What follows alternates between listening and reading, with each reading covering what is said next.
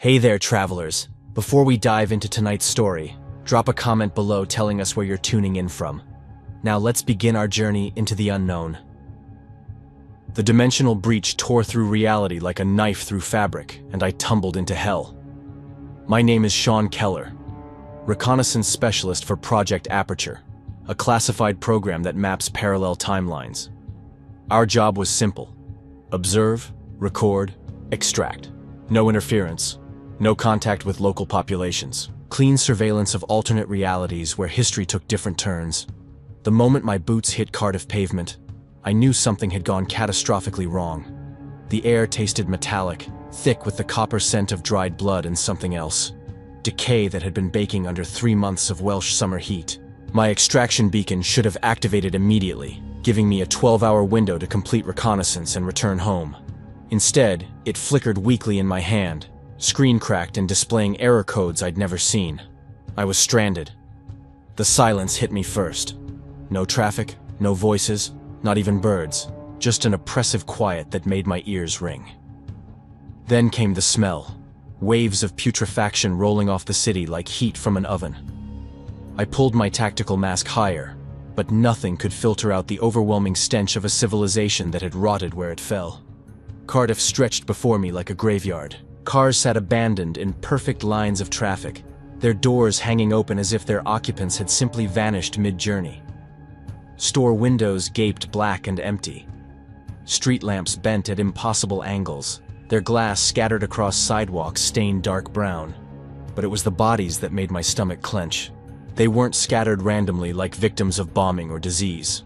They formed patterns, concentrated around doorways, piled against barriers, clustered near what looked like hastily constructed barricades made from overturned vehicles and furniture. The defensive positions told a story.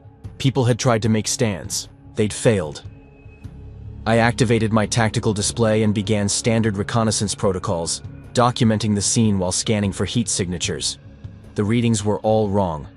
My equipment showed massive thermal activity several blocks away, concentrated around a large complex that my GPS identified as the World Health Organization research facility. Thousands of heat signatures, moving in coordinated patterns.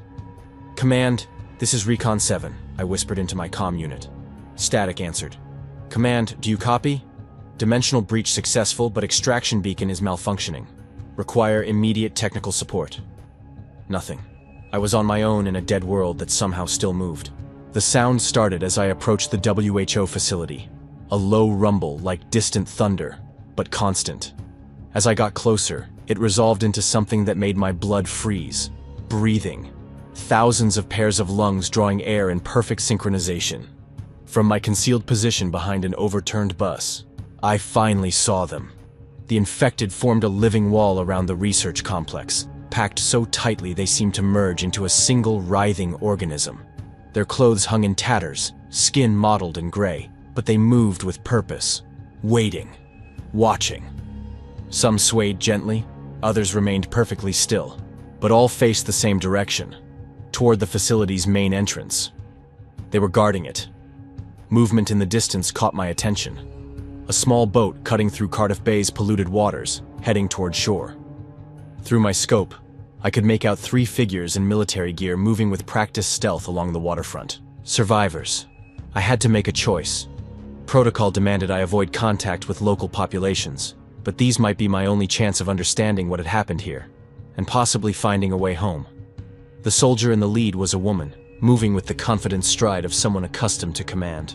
Behind her, a man in a lab coat struggled to keep pace, clearly more comfortable with microscopes than military operations. The third figure, another soldier, watched their flanks with predatory alertness. I keyed my comm to local frequencies and caught fragments of their conversation. Thermal readings confirm they're still massed around the facility. Been 3 months since Lane's team went dark. Samples might still be viable if we can. Lane.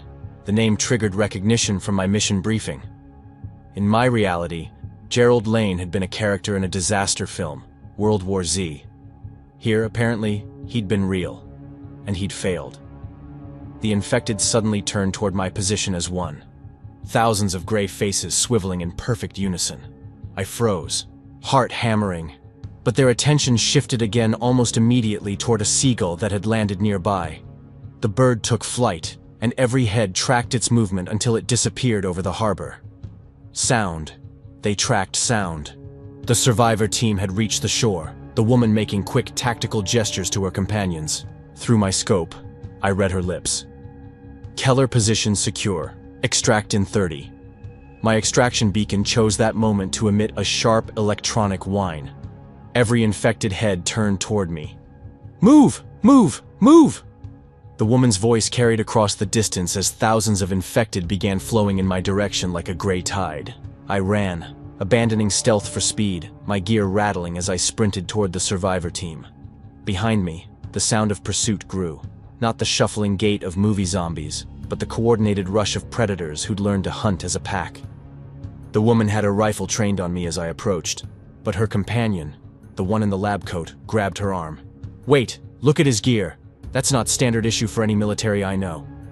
I skidded to a halt 20 feet away, hands visible, as the infected poured around the corner behind me like a breaking dam.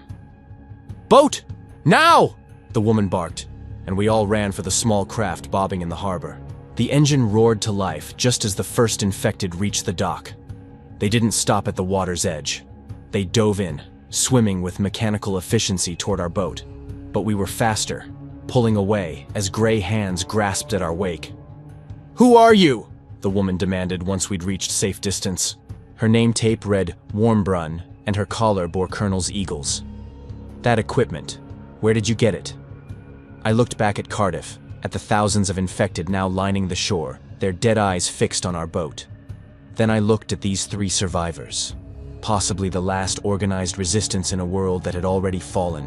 "Colonel, I'm Sean Keller, and I think I might know how to save what's left of your world." Dr. Brad Fastbach leaned forward, exhaustion and hope warring in his expression. "Save it? Son, this world ended 3 months ago when Jerry Lane died in that facility. We're just the cleanup crew." Sergeant Riley Speak, weathered and scarred, shook his head grimly. "There's no saving anything. We're buying time until the last of us join the infected." But I was staring at the WHO facility, thinking about a movie I'd seen in my world. A story about a man who discovered that certain pathogens could make the living invisible to the infected. A theory that here, apparently, had died with Jerry Lane before he could test it. "Colonel," I said, my extraction beacon sparking weakly in my palm. "What if I told you that Jerry Lane was close to something? Something that could change everything?" Colonel Warmbrun studied me with sharp intelligence. "I'd say you're either delusional or you know something we don't." "Which is it, Keller?" The nuclear submarine materialized out of the gray waters ahead of us, its hull scarred but intact, humanity's last fortress in a world of the walking dead. As we approached, I realized I was about to make a confession that would either save this world or convince them I'd lost my mind. "I know about the invisibility theory," I said quietly, "and I know it works." The submarine's briefing room smelled like recycled air and desperation. Colonel Warmbrun sat across from me, her weathered face illuminated by the harsh fluorescent lights, while Dr. Fastbach paced behind her like a caged animal. Sergeant Speak leaned against the bulkhead, arms crossed, radiating skepticism. "Explain it again," Warmbrun said, her voice carrying the weight of someone who'd heard too many last-ditch plans fail. "This invisibility theory." I steadied myself against the table as the submarine rocked gently. My extraction beacon lay between us, its cracked screen flickering intermittently with error codes that made no sense. 3 days had passed since my arrival, and the device was deteriorating rapidly. The plastic casing had developed hairline fractures, and occasionally it would emit soft electronic whines that made everyone in the room flinch. "The infected hunt by sensing healthy human biology," I began, trying to translate what I knew from a fictional movie into tactical reality. "Heart rate, body temperature, pheromones, life signs that scream, pray to them. But if you introduce certain pathogens into a human system, make them sick enough, dying enough, the infected can't distinguish them from actual corpses." "From corpses," Fastbach finished, stopping his pacing. His lab coat was stained with grease and sweat, a far cry from the sterile researcher he'd once been. Dark circles under his eyes spoke of sleepless nights spent poring over fragments of data, trying to piece together humanity's last hope from scattered notes and failing memory. It's theoretically possible. We've observed that infected ignore terminal patients in some cases, but we never had enough data to understand why. Speak snorted, his scarred face twisting into a grimace. Observed where? Every hospital got overrun in the first week. Every morgue, every nursing home, every place where sick people gathered. Actually, I said, memories from my world surfacing with crystalline clarity. There were survivors. At least 2 that I know of from the aircraft incident. The commercial flight that went down near the facility. Nobody should have walked away from that crash. Not with the infected swarming the wreckage within minutes of impact. Warmbrun's eyes sharpened like a hawk spotting prey. You know about Flight 447? I nodded carefully, choosing my words with precision. In my world, it was documented. 2 passengers somehow made it out alive, despite impossible odds. They found ways to avoid detection, to survive when everyone else died screaming. That's classified information, Speak said suspiciously, pushing off from the bulkhead to lean forward. The crash site was never properly investigated. Too dangerous to approach, too many infected. How could you possibly know survivor details that we don't even have? Because where I come from? This was all recorded history, I interrupted, feeling the weight of their stares. The Cardiff facility, Lane's research, the aircraft survivors, the way the infected behave. It was all part of a larger pattern that people studied, analyzed, even turned into entertainment. A cautionary tale about pandemic response and human survival. Dr. Fassbach had stopped pacing entirely now, staring at me with renewed interest mixed with something that might have been hope. If you know about the survivors, then you understand that avoidance is possible, that the infected can be fooled, manipulated, bypassed. Exactly. But it requires understanding their limitations. I leaned forward, pulling up mental images from scenes I'd watched countless times. They're drawn to healthy life signs, but they also have behavioral patterns. They cluster around areas where they last detected prey. They respond to sound and movement, but they can lose interest if stimuli don't match their hunting parameters. Warmbrun pulled out a tablet, its screen cracked but functional, and called up reconnaissance photos of the Cardiff facility. The pathogen vault in Cardiff, it's still there. We've confirmed that much through thermal imaging, but getting to it, she swiped through images that made my blood run cold. Thousands of infected bodies pressed against the facility's walls like a living siege engine. They'd been there for 3 months, maintaining their vigil with inhuman patience. Rabies, meningitis, hemorrhagic fevers, I continued, studying the photos. Diseases that push the human body to the edge of death while keeping the host conscious. Lane was close to testing this theory before the end came. Before the infected tore him apart in the pathogen lab, Fassbach whispered, his voice carrying the weight of personal loss. Jerry was brilliant, but he was also impatient. We found fragments of his research notes in the submarine's computer after we retrieved it from the facility's network. Scattered thoughts about acquired immunity, terminal disease states, observations about how the infected ignored certain individuals who were already dying from other causes. He moved to a wall monitor and brought up Lane's final research entries. The handwriting deteriorated from neat scientific notation to desperate scrawls as the situation deteriorated. Look at this, Fassbach said, pointing to a particular entry. Day 12. Observed infected bypassing cancer ward patients in terminal stages. Subjects with high fever, low blood pressure, elevated white cell count appear to register as non-viable targets. He was documenting the pattern, but he ran out of time to test it properly. Silence stretched between us, broken only by the submarine's mechanical humming and the distant sound of waves against the hull. The weight of what I was asking them to believe, and what I was asking them to risk, hung heavy in the recycled air. These were military professionals who'd survived the apocalypse through careful planning and calculated risks. I was asking them to bet everything on a theory from a movie. Finally, Warmbrun spoke, her voice barely above a whisper. The facility is surrounded by approximately 15,000 infected. They've been maintaining a perimeter for 3 months, like they're guarding something precious. The crashed aircraft is still there too, Flight 447, half buried under bodies, its tail section jutting out like a monument to humanity's failure.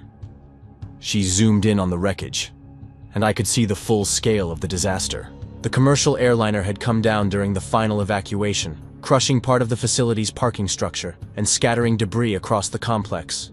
Bodies, both infected and human, were piled around the impact site in grotesque drifts. 230 passengers and crew, she continued. The plane was packed with evacuees, government officials, researchers trying to escape with critical data. When it hit, the sound drew every infected in a 5-mile radius. Getting in would be suicide, even for a full military unit with heavy support. Not if we understand their behavior, I said, remembering fragments from the film and combining them with what I'd observed since arriving. They react to sound, movement, but they also lose interest in anything that doesn't register as viable prey. The aircraft survivors proved it's possible. They hid among the chaos, among the dead and dying, and until they could find a way out. Speak's expression remained skeptical, but I could see something shifting behind his eyes. Not hope exactly, but perhaps the absence of complete despair. You're talking about walking into the middle of 15,000 infected, based on a theory from some movie in another reality. I'm talking about giving Dr. Fastbach's research the chance it never had, I replied. Lane died before he could complete the work, but his notes, combined with what I know about successful avoidance techniques, could save what's left of humanity. And if you're wrong? Speak's voice carried the exhaustion of a man who'd watched too many good people die on bad intelligence. If this theory of yours is just wishful thinking from some Hollywood script, if we walk into that death trap and discover that infected don't ignore dying humans after all? I looked at my failing extraction beacon, its display now showing more error codes than functional readouts. The device was deteriorating faster than anticipated, which meant my window for returning home was shrinking. But looking at these three faces, humanity's last hope in a world that had already ended, I realized that getting home might not be the most important thing anymore. Then we join everyone else, I said quietly. But if we don't try, if we just sit in this submarine until our supplies run out or the infected find a way in, we join them anyway. At least this way, we're fighting back. Dr. Fastbach moved to a storage locker and began pulling out medical supplies, syringes, vials, portable testing equipment. I can synthesize a pathogen cocktail that should induce the necessary symptoms without causing immediate death.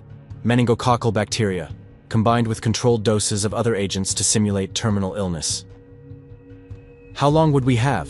Warmbrun asked, her tactical mind already working through the logistics. From injection to symptom onset, maybe 30 minutes.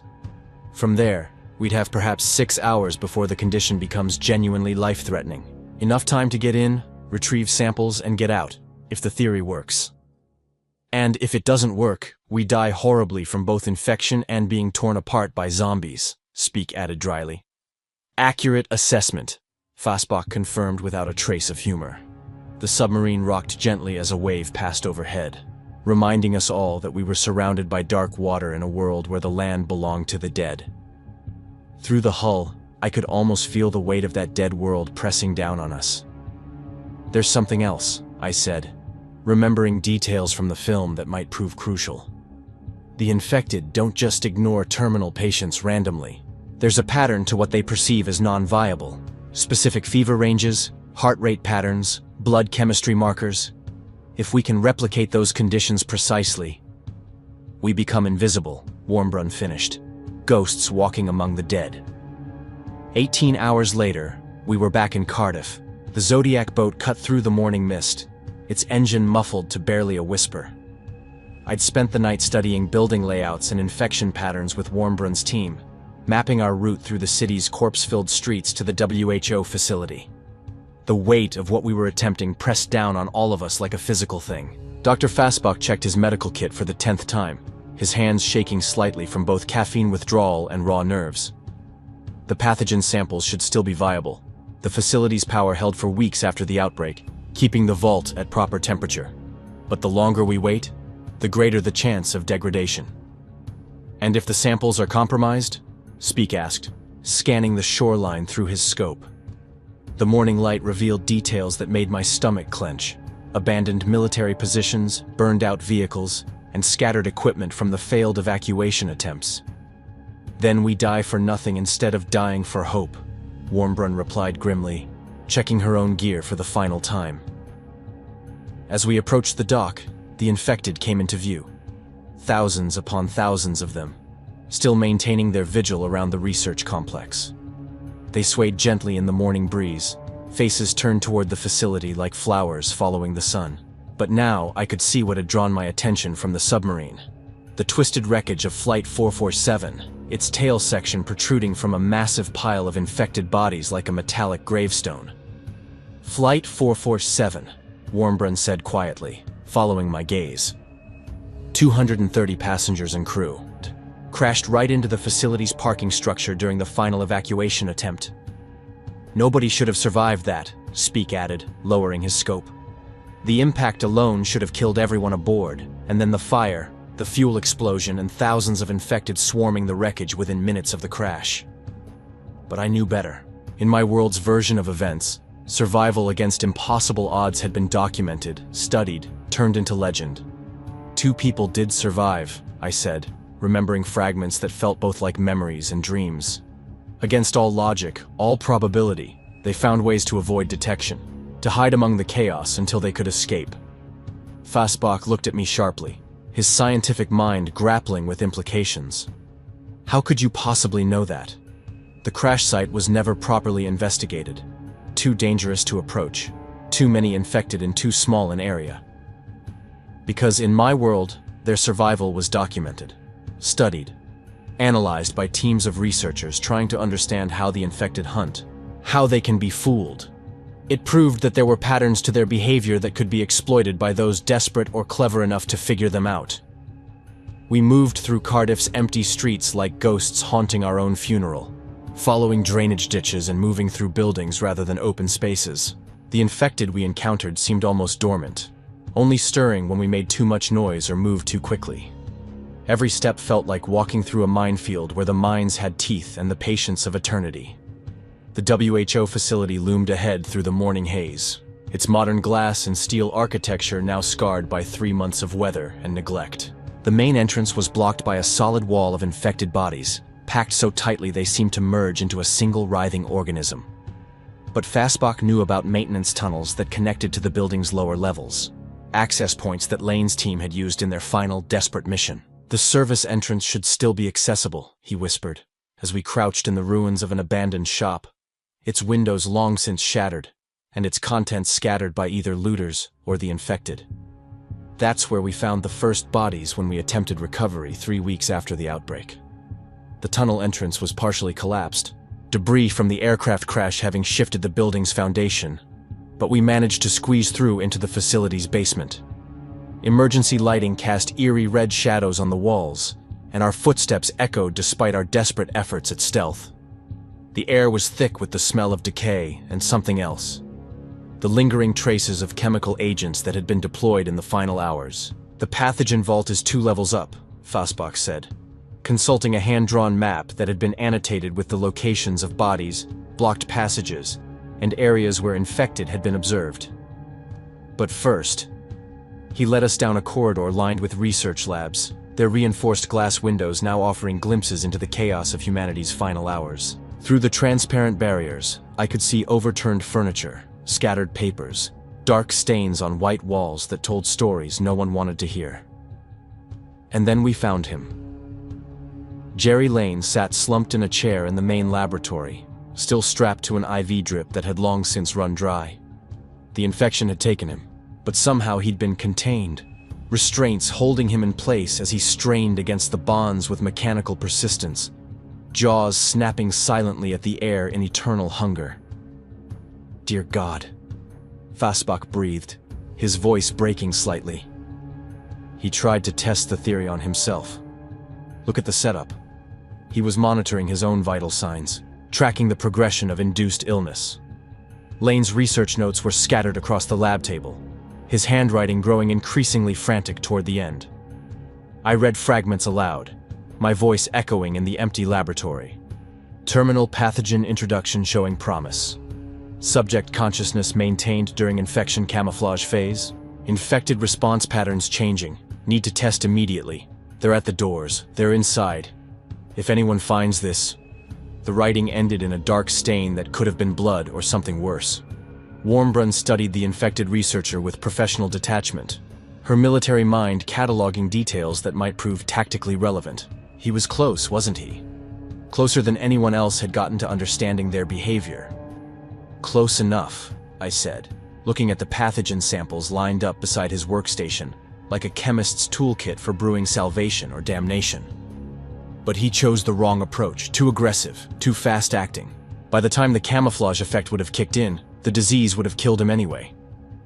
A sound from above froze us all in place, the rhythmic thudding of feet on metal, like a drum beat played by someone who'd forgotten how music was supposed to work. Something was moving through the facility's upper levels, drawn by our presence or simply following patrol patterns that had been established months ago. "The vault," Fosbach whispered urgently, his face pale in the emergency lighting. "We need to move now, before whatever's up there decides to investigate." We left Lane to his eternal hunger and climbed toward the pathogen storage facility, each step taking us deeper into the heart of humanity's last gamble. The corridor ahead was littered with medical equipment and the scattered remains of hazmat suits, evidence of the final, desperate battle that had played out here when the infected finally breached the facility's defenses. The vault itself was intact, its heavy steel door slightly ajar like a mouth frozen mid-scream. Inside, rows of labeled samples glowed under emergency lighting, humanity's catalog of its deadliest enemies, now possibly its salvation. "Meningococcal bacteria," I said, scanning the labels with hands that trembled despite my efforts at control. "Fast-acting, high fever response, but survivable with proper treatment. It should make us sick enough to fool their sensory systems without killing us outright." Fosbach began preparing the injection with the steady hands of a man who'd made peace with death, his movements precise despite the magnitude of what we were attempting. One dose should induce symptoms within 30 to 40 minutes. But the window between effective camouflage and actual death is narrow, perhaps 6 hours at most. 6 hours to get in, find what we need, and get out, I said, more to myself than to the others. The sound from above grew louder. Infected moving through the facility in response to our presence, their footsteps creating a percussion section for the symphony of our impending doom. We were running out of time, running out of options, running out of everything except desperate hope. "I'll go first," Fosbach said quietly, loading the syringe with hands that no longer shook. "If the theory is wrong, better to lose one of us than all of us. Better to know for certain than to die wondering."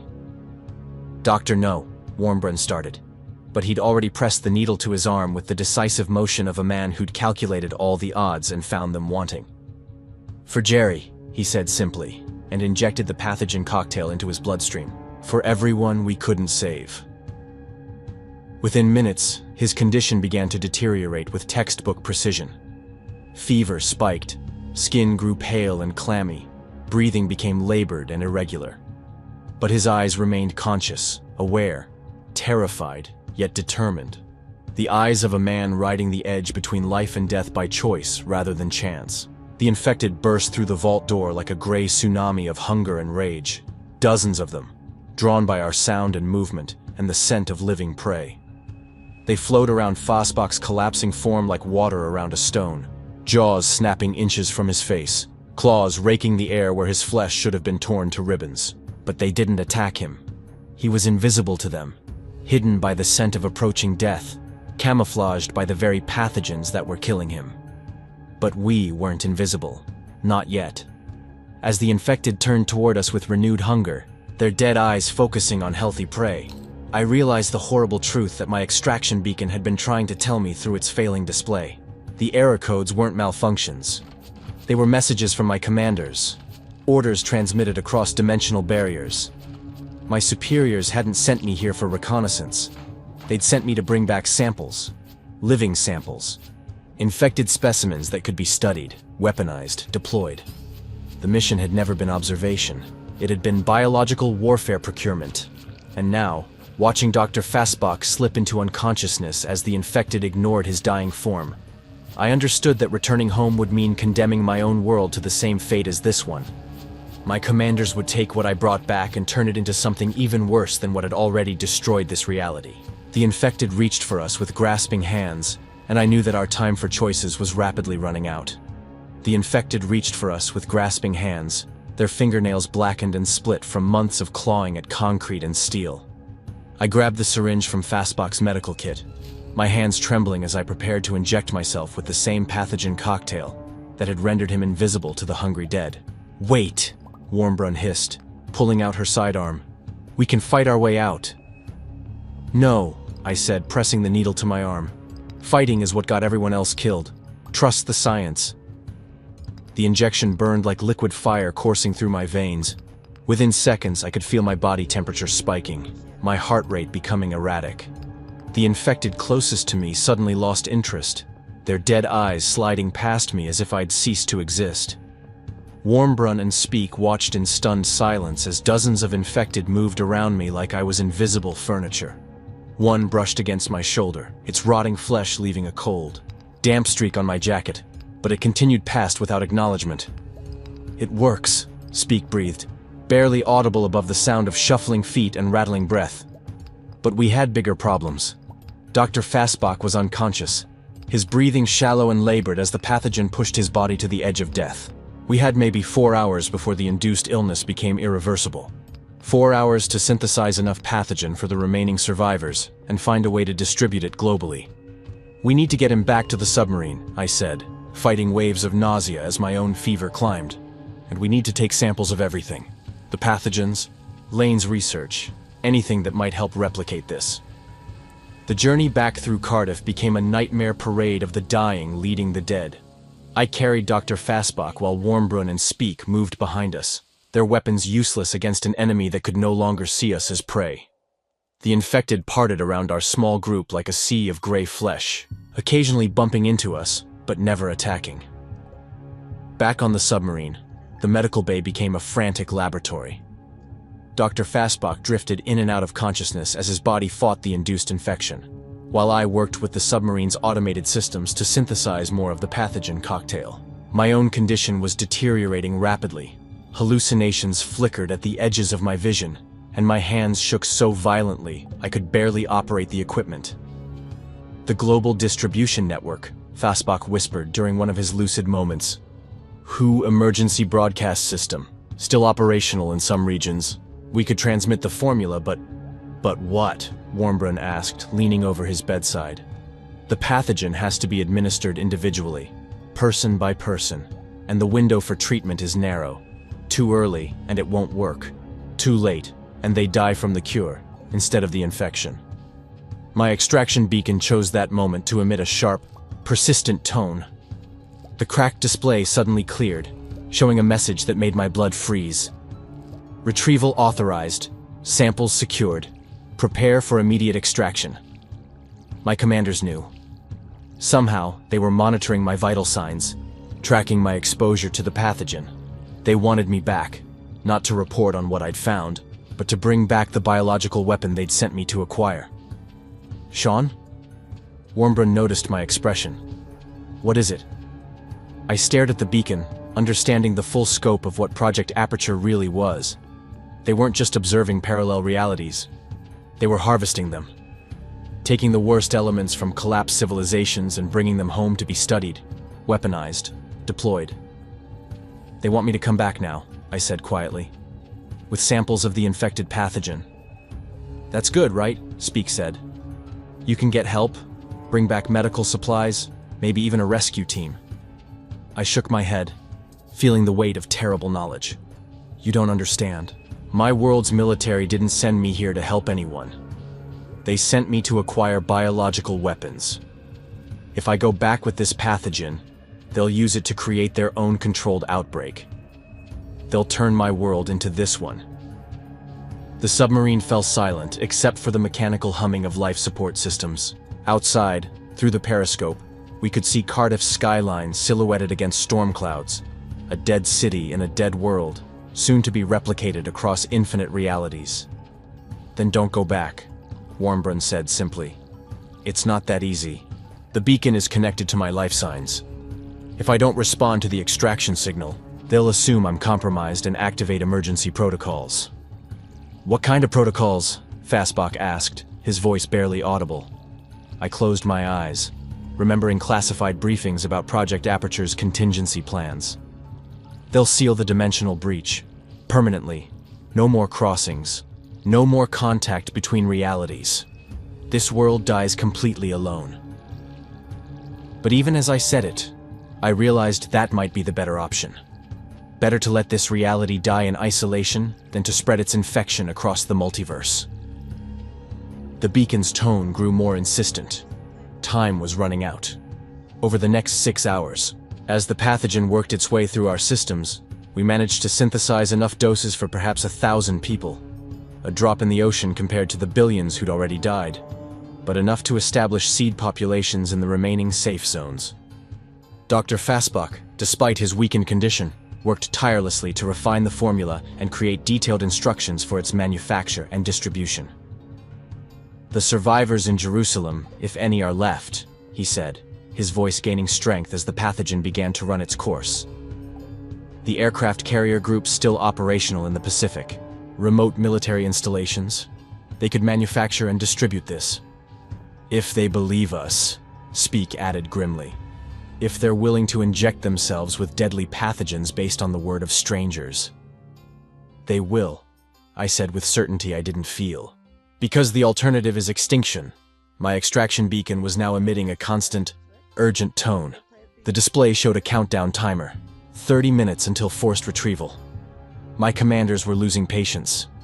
I looked around the submarine's cramped medical bay at these 3 people who'd become more than allies. They'd become family. Colonel Warmbrun, whose tactical brilliance had kept the last remnants of humanity alive for months. Sergeant Speak, whose unwavering loyalty had never wavered even in the face of impossible odds. Dr. Fassbach, whose scientific courage had unlocked the key to survival. I have to make a choice, I said, holding up the beacon. Go back and risk contaminating my world with this nightmare, or stay here and let both realities die alone. There's a third option, Warmbrun said quietly. Go back and shut down their operation. Destroy Project Aperture from the inside before they can use what you've learned. The timer on my beacon read 15 minutes. I spent the next 10 minutes recording everything. Fassbach's research, the pathogen synthesis process, tactical assessments of infected behavior, locations of surviving military units.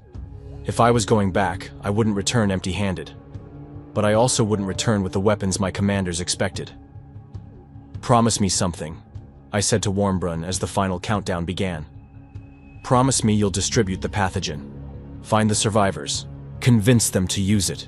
Give humanity a chance to take back their world. I promise, she said, gripping my hand with surprising strength. And you promise me you'll try to stop those bastards from doing this to any other reality. I promise I'll try, I said, the weight of that commitment settling on my shoulders like a lead blanket. I don't know if I can succeed, but I'll try. Dr. Fassbach struggled to sit up, his face pale, but determined. Take this, he said, pressing a data drive into my palm. Everything we've learned. If you can't stop them, at least make sure the world knows what they're doing. The extraction beacon reached 0. Reality tore open around me like fabric being ripped apart. The submarine, my friends. The dead world I'd learned to love. All of it collapsed into a single point of light that expanded until it consumed everything. I tumbled through dimensional space, carried by forces beyond comprehension, watching that parallel Earth shrink away into darkness. In my pocket, the data drive felt heavy with the weight of responsibility. Behind me, I'd left 3 people I cared about, facing an impossible task in a world of the walking dead. Ahead of me lay my own world, and commanders who expected me to deliver the very weapon that could destroy it. As the portal closed and the space between realities sealed itself, I made a silent vow. Whatever it took, however long it took, I would find a way to stop Project Aperture. I would keep my promise to Sarah Warmbrun, to Brad Fassbach, to Riley Speak. I would make sure no other world would ever face what theirs had endured. The light grew brighter, pulling me home to a world that no longer felt like home. In my hand, the data drive contained humanity's last hope. Whether I could deliver on that hope remained to be seen. But I would try. God help me. I would try.